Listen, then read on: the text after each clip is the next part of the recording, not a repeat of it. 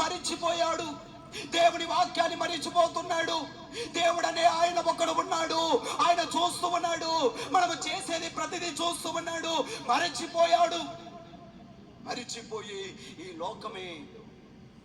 లోకమే శాశ్వతం, ఈ లోకమే శాశ్వతం అని అనుకొని ఏవేవో చేస్తూ ఉన్నాడు.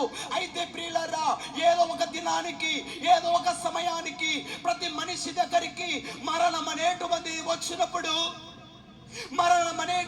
వచ్చినప్పుడు ఆ మరణానికి నీవైనా తల వంచాల్సిందే, నేనైనా తల వంచాల్సిందే, మనమందరమైనా తల వంచాల్సిందే.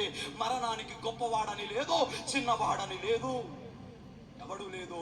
ఎవని దగ్గరికి మరణం వచ్చినా మరణానికి తల వంచాల్సిందే. కాబట్టి మరణించిన తర్వాత 2 స్థలాల్లోనికి వెళ్ళాలి, 2 స్థలములను ఎన్నుకోవాలి.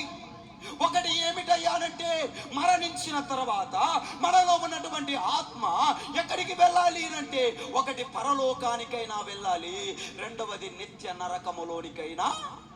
చెప్పండి గట్టిగా.